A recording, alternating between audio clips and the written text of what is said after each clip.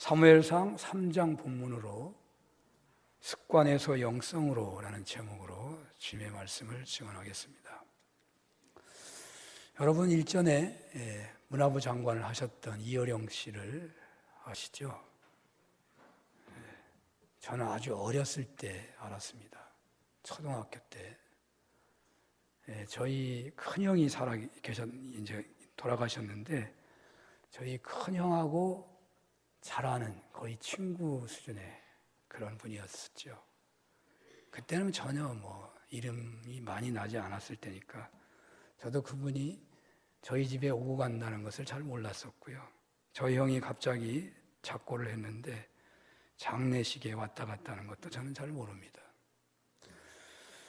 그런데 이분이 하용조 목사님을 통해서 세례를 받고 그가 기독교인이 되는 과정을 지성에서 영성으로 라고 하는 책으로 쓰셨는데, 이분은 자신의 세례를 지성에서 영성으로 하는 방식으로 표현하고 싶지는 않았던 것 같아요. 사실 자기가 지성인이라도 지성 이렇게 말하는 것을 좋아하는 사람 많지 않겠죠. 근데 하용조 목사님 아마 그렇게 쓴 것 같습니다. 이분은 세례도 일본에 건너가서 비밀리에 세례받고자 한 것이었는데 오히려 더욱 매스컴을 타고 말았던 것이죠. 자, 이분이 지성에서 영성으로라는 책에 제비 이야기를 쓰고 있습니다. 보신 분들은 기억하시겠습니다만 제비의 생태에 대한 의문과 답을 하는 방식으로 이야기를 전개하죠. 먼저 어미 제비는 새끼들이 먹을 것을 물고 오면 입들을 쩍쩍 벌리잖아요. 빨간 입이 보이죠, 여러분들? 막 소리치면서 새끼들이 입을 쫙쫙 벌리잖아요. 그러면 어미 제비는 어떻게 쩍쩍 벌리는 그 새끼들의 입을 보면서 공평하게 먹일 수가 있을까? 저도 어렸을 때 그런 생각을 해봤었는데 어떻게 그 어미들을 순서대로 먹이를 먹이냐 이 말이죠. 그래서 소리 큰 놈, 입이 더 막 그냥 달겨드는 놈만 먼저 먹고 나머지는 못 먹는 것인가 그런 생각을 했는데, 학자들의 조사에 의하면 새끼 제비가 일단 먹이를 먹게 되면 그 다음에 입을 벌릴 때는 안 먹은 제비보다 입이 작아진답니다. 그래서 어미 제비는 먹이를 물어다가 한 놈 한 놈 그 입 벌리는 수준을 보고서 먹인다는 겁니다. 그러니까 안 먹은 놈, 배가 고픈 놈일수록 입이 많이 벌어지는 거죠. 그런데 오늘날 공해가 심해가지고 어미 제비가 먹이를 물고 오는 시간이 오래 걸리게 되었답니다. 그래서 어미가 먹이를 물고 오면은 이미 그 먼저 먹은 새끼도 소화가 돼가지고 입을 거의 똑같이 벌리기 시작하는 거죠. 그러니까 어떤 놈은 많이 먹고 어떤 놈은 못 먹어가지고 제비의 개체수가 줄어든다는 얘기가 있습니다. 공해 때문에 먹이가 없어서 그러지만 어미가 먹이를 골고루 먹이지 못하니까 그냥 죽는 새끼들이 생긴다는 거죠. 이런 현상은 어떤 이성이고 과학이고 지성의 영역이라고 하겠습니다. 그런데 제비는 다른 새들과 달리 왜 사람이 사는 집안에 집을 지어가지고 사람들의 보호를 받고 사랑을 받게 됐냐는 의문입니다. 그 이유는 알 길이 없는데 시편 84편 3, 4절에 이런 말이 있습니다. 나의 왕 나의 하나님 만군의 여호와여, 주의 제단에서 참새도 제 집을 얻고 제비도 새끼를 돌볼 볼금자리를 얻었나이다. 주의 집에 사는 자들은 복이 있나니 그들이 항상 주를 찬송하리이다. 이 말씀을 가지고서 제비가 어떻게 이 특별한 은혜를 누리는가를 좀 해석을 해본다면, 제비는요, 사람들이 자기들을 해치지 않을 것이라고 하는 믿음으로 사람들이 사는 집 처마의 집을 짓게 되자 사람은 그 제비를 돌보게 된다는 것입니다. 보통 새들은 사람 눈에 안 뜨는 데 집을 짓습니다. 대부분의 새들은 어떻거나 사람 눈에 집이 보이면 안 되잖아요. 보인다고 하면은 못 올라오는데 언덕이나 혹은 높은 나무에다가 집을 질 수밖에 없습니다. 새 집이 보이기만 된다면 아이들과 사람들은 어떻게 해서든지 그 집을 발견하려고 하고 찾아낸다면 그 새 집이 너무 좋아가지고 그 낳은 알을 다 꺼집어 가게 돼 있습니다. 저도 새 집에서 알을 많이 꺼낸 기억이 있습니다. 그러나 이상한 행동을 하는 이들도 가끔 있겠지만 대체로 제비집을 건드는 사람은 거의 없는 것 같습니다. 집 앞에 있는데도 안 건드려요. 뭐 흥부와 놀부 얘기가 있어서 그렇다고 말할지 모르지만 다른 나라도 제비집을 안 손댑니다. 시편 시인은 하나님을 믿고 전적으로 하나님의 품에 거하게 되면 복을 받는 것이 제비와 같다, 그렇게 노래하는 것입니다.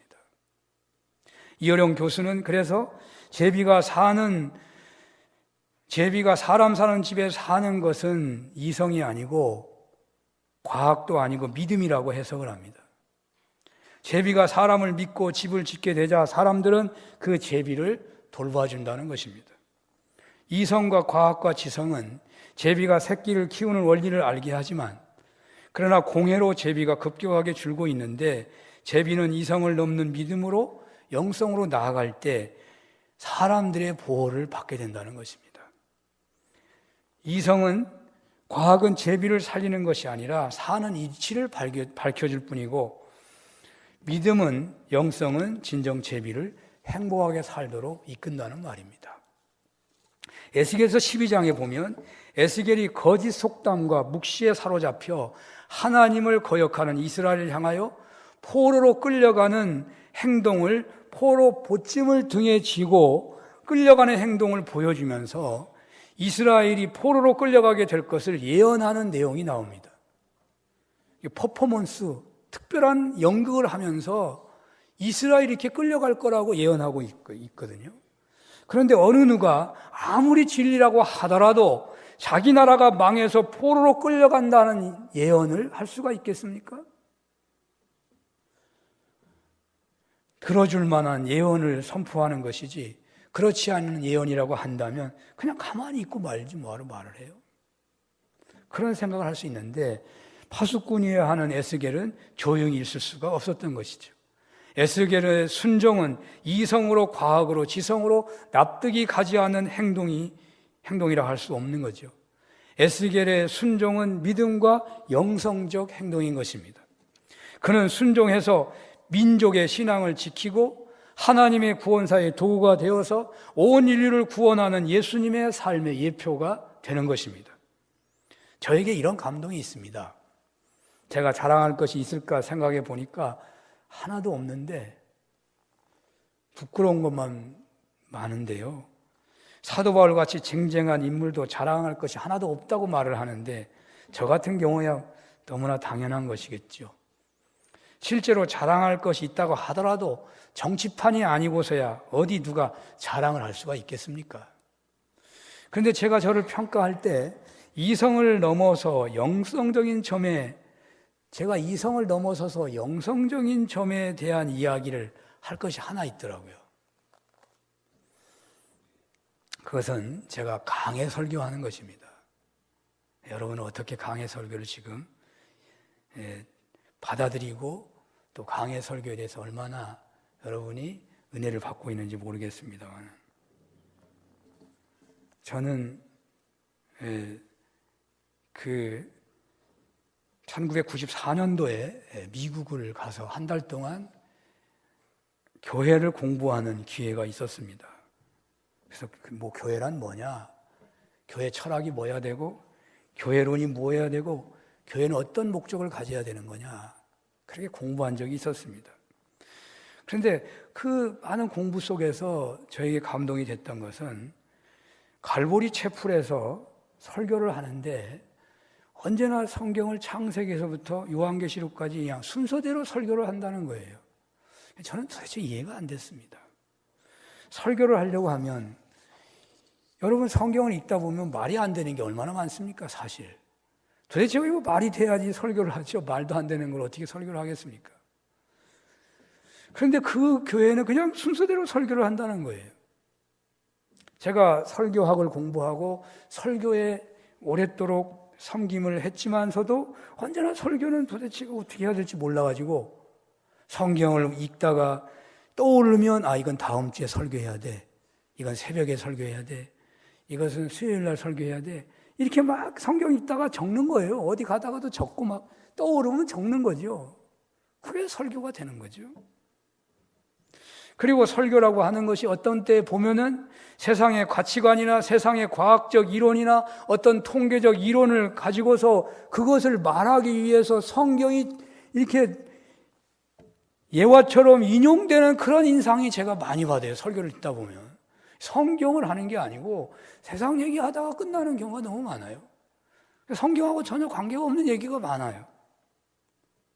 그래서 저는 거기에서 보면서 제가 그렇게 설교를 해왔기 때문에, 근데 거기서 가보니까 다른 교회는 아닌데 그 갈보리 채플만 특별하게 그냥 성경을 그대로 하더라고.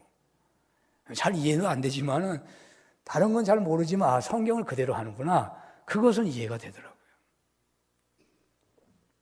그래서 저도 한번 해보자. 그래서 그렇게 해보려고 굉장히 노력을 했어요. 저에게 주시는 말씀을 제가 피하지 않고 그대로 선포하게 되자 듣는 사람들이 충격을 받는 거예요. 목사님 그렇게 설교하면 안 되잖아요. 지금 위로를 해야지. 그렇게 설교하면 되냐고. 사람이 죽어가지고 장례식을 하는데 이 사람 잘못한 걸 막 들이보내면 어떻게 되냐고. 그런 얘기를 들었어요. 제가 설교하다가. 그리고 어떤 분은 왜 나한테 욕을 하냐고. 그리고 막 대들고 막 그러더라고요. 설교를 하는데. 저는 성경을 그냥 얘기하는데. 이게 참 어려운 일이에요. 그래도 다른 사람들은 그 사람은 상처를 받았는지 모르지만 다른 사람들은 이게 하나님 말씀이라고 저한테 얘기하는 거예요. 어떻게 하나님이 저에게 이런 얘기를 하냐고. 그러다 보니까 저도 내가 하나님이 주신 말씀을 있는 대로 증거하면 증거할수록 성경을 통하여 하나님이 저에게 말씀을 주시는 것을 제가 느끼기 시작하는 거예요. 하나님이 말씀을 주시는 거예요. 여러분, 제가 와서 부임 신방을 했는데 아직 다 못했지만 저는 부임 신방 본문이 뭐냐면 새벽기도 말씀입니다. 한 번도 여기 와서 새벽기도 본문과 관계없는 신방을 한 적이 없습니다. 저는 새벽기도에는 언제나 이 산운교회라고 하는 이 공동체 안에 있는 모든 분들에게 저는 말씀을 준다고 확신합니다. 새벽에는 온 성도들이 말씀을 준다고 믿어요. 그러니까 그 말씀 가지고 그 새벽에 드린 말씀 가지고 가정에서 설교해요. 그런데 듣는 사람은 모르겠지만 저는 하나님이 이렇게 말씀하시는구나. 저는 늘 놀라웠고 하면 놀랍니다. 놀래 제가. 지금 제가 무슨 계획을 가지고 새벽기도 말씀을 정한 게 아니고요. 제가 창립 40주년 행사하면서 새벽기도 그냥 그대로 따라서 하는데요. 저는 창립 40주년의 말씀을 그렇게 똑같이 맞춰서 하나님이 주시는 거 보고 제가 놀래요. 새벽마다 놀래요. 하나님 왜 이렇게 말씀하시지? 왜 이렇게 말씀하시지? 그래요. 가나 혼인잔치도 그렇게 주어진 거고요. 오늘 습관에서 영성으로 하는 말씀도 그렇게 정해지고 주어지고 있는 거예요. 말씀을 바꾸고 싶은 그런 충동도 많아요. 내가 이렇게 증거하다가 돌에 맞아 죽을지도 모른다. 그런 두려움도 있을 때가 있어요. 그런데 제가 부족하긴 하지만, 물론 지금도 수도 없이 넘어졌지만, 그래도 제 마음 중심에는 하나님이 주신 말씀을 그대로 증거해야지, 그런 생각을 하고 순종하면 할수록 하나님은 저에게 늘 입술에 말씀을 붙여주는 것을 제가 느껴요. 이거 자랑할 것도 아니지만 제 나름대로 이성을 넘어서는 어떤 영성에 대한 체험을 제가 드리는 것입니다. 오늘 사무엘에게 그런 은혜가 임하고 있습니다. 제에게서 온 게 아니라 저는 사무엘을 보면서 제가 그 은혜를 생각한 건데요. 오늘 성경은 사무엘이 하나님께로부터 부름받고 있는 장면입니다. 그리고 사무엘이 부름을 받게 됨으로써 받기 전에 영적 현실은요, 받게 됨으로 인해서 이 세상이 바뀌는데, 여호와의 말씀이 희귀해서 이상이 보이지 않았던 그런 시대였는데, 사무엘이 소명을 받은 이후에는 여호와의 말씀이 이스라엘 전체에 풍성하게 증거되기 시작했다고 성경은 말합니다. 주전 8세기 아모스 예언에 나와 있는, 아모스 8장 11절에 나와 있는 주 여호와의 말씀이니라. 보라, 날이 이를지라 내가 기근을 땅에 보내느니 양식이 없어 주림이 아니요 물이 없어 가람이 아니요 여호와의 말씀을 듣지 못한 기갈이라. 바로 이렇게 말씀이 기갈한 시대에서 하나님의 말씀이 충만한 시대로 나아가게 되었다는 것입니다. 사무엘에게는 단지 습관이 있었을 뿐입니다. 그는 매일 성전에서 잠을 잤습니다. 아마도 지성소는 대제사장이 1년에 한 번 들어가는 것이고 성소도 대제사장만 들어가기 때문에 사무엘이 성소에 잤다는 것은 성소 근처 레위인들이 다는 숙소에서 잤다고 봐야 합니다. 어쨌든 사무엘은 세속적인 자리에 기거한 것이 아니고 성소 근처에서 살았던 것이죠. 그렇게 경건하게 살고 기도하며 산 것입니다. 그것이 사무엘의 삶이었고 일종의 습관이었습니다. 그런데 그의 습관적인 삶에 변화가 찾아왔습니다. 사무엘은 하나님께서 부르시는 소리를 들은 것입니다. 3절에서 5절에 이렇게 되어 있죠. 하나님의 등불은 아직 꺼지지 아니하였으며 사무엘은 하나님의 궤 있는 여호와의 전안에 누웠더니 여호와께서 사무엘을 부르시는지라. 그가 대답하되 내가 여기 있나이다 하고 엘리에게로 달려가서 이르되 당신이 나를 부르셨기로 내가 여기 있나이다 하니 그가 이르되 나는 부르지 아니하였으니 다시 누우라 하는지라. 그가 가서 누웠더니. 앞에서 언급했지만 3절 본문에 사무엘은 성소의 등불 아래서 잠을 자고 있는 것처럼 기록하고 있는데 사무엘이 들어갈 수도 없는 데서 잠을 잔다는 말은 좀 잘못 기록했다고 봐야 하는지 너무 파격적이어서 유대인들은 이 기록을 엘리 제사장과 비교된 사무엘의 영적 상태를 말하는 것을 해석합니다. 사무엘의 영적 상태는 늘 성전에 있는 것이었고 엘리는 성전에서 멀리 있었다. 그런 식으로 해석하고 탈금 성경에서는 아예 사무엘이 내인의 처소에 잤다 그렇게 아예 기록을 해놓은 데도 있습니다. 그래서 이거는 학자들이 거의 일치하게 사무엘이 성소에서 잤다는 것은 아니라고 말합니다. 성소는 잘 수 없거든요, 본래가. 그래서 엘리의 숙소 옆에서 잤을 것이다. 그런데 여기 등불이 아직 꺼지지 않았다는 것은 보통 등불은 아침에 꺼지게 될 때까지 기름을 담아놓게 돼 있습니다. 그런데 아직이라는 말이 붙어 있고 불이 꺼지지 않았다는 말은 새벽이 되었다는 말입니다. 새벽에 사무엘이 하나님의 음성을 들었다는 말입니다. 여러분, 새벽에 하나님의 음성을 들려주신다고요. 창립 40주년 특별 새벽기도 마지막 날, 아니 부흥회 시작하는 날 새벽부터 여러분들 좀 모여주시기를 부탁합니다. 하나님의 음성을 들려주신다니까요. 이 이야기는 덧붙이고자 한 얘기고요. 사무엘은 이렇게 성소에서 잠을 자면서 날마다 기도하는 삶을 살았습니다. 성소에서 늘 하나님의 일에 몸을 바쳐서 성경을 읽고 묵상하고 새벽마다 기도하는 것을 쉬지 않으며 살았던 것이 상상되잖아요. 이러한 사무엘에게 놀라운 하나님의 음성이 들렸습니다. 그런데 사무엘의 습관이 영성이 된 것은 음성을 듣기만 해서 된 것이 아닙니다. 사무엘에게만 하나님의 음성은 계속됩니다. 엘리는 음성을 들을 때마다 찾아오는 사무엘에게 내가 부르지 않았으니까 다시 누우라고 답을 할 뿐입니다. 그런데 사무엘이 3번씩이나 와서 자꾸 부르셨냐고 하니까 엘리는 여호와 하나님이 너를 부르신다 그렇게 깨닫고서 사무엘에게 말하죠. 이제 또 부르는 음성이 들리게 되면 이렇게 말을 해라. 여호와여 말씀하옵소서 주의 종이 듣겠나이다. 그리하여 사무엘은 드디어 하나님의 음성을 듣고 대답을 합니다. 그런데 하나님께서 엘리 집안에 대한 예언의 말씀을 주셔요. 엘리 집안에 영원한 하나님의 심판이 임하게 될 것을 엘리 그가 그의 아들들이 저주를 자청하되 금하지 않았기 때문에 여호와의 용서와 긍휼이 엘리 집을 떠났다는 예언을 하라는 것이죠. 이렇게 사무엘에게 하나님 말씀이 임했지만 아직 사무엘의 습관이 영성으로 화한 것은 아닙니다. 어떻게 습관이 영성이 되었겠습니까? 세속을 떠나서 오직 하나님만을 사랑하고 그 하나님의 말씀만 묵상하고 그 하나님 뜻만 구하면서 기도하는 것에 힘쓰는 삶을 살면 그렇게 습관적으로 해왔던 사무엘이 그 습관이 어떻게 해서 영성으로 탈바꿈하게 된 거냐? 그렇게 하기만 하면 저절로 되는 거냐? 아니라는 말이에요. 단지 엘리 제사장을 흉내내는 습관적인 생활이 그래서 아무런 이상도 없었던, 아무런 하나님의 말씀도 없었던, 그래서 오직 습관적인 신앙 행위만 있었던 생활에서 하나님의 말씀이 주어지는 영성적인 삶으로 변화가 일어나게 된 것은 이 사무엘이 그 하나님이 주신 계시의 말씀을 엘리 제사장에게 있는 그대로 선포했기 때문에 사무엘의 습관은 영성으로 변하기 시작하는 것입니다. 15절에서 18절에 이런 말이 있죠. 사무엘이 아침까지 누웠다가 여호와의 집의 문을 열었으나 그 이상을 엘리에게 알게 하기를 두려워하더니 그랬어요. 엘리가 사무엘을 불러서 말을 하라고 그럽니다. 왜 말을 하냐? 말하라. 말 안 하면 너 저주받아. 그래서 사무엘이 말을 합니다.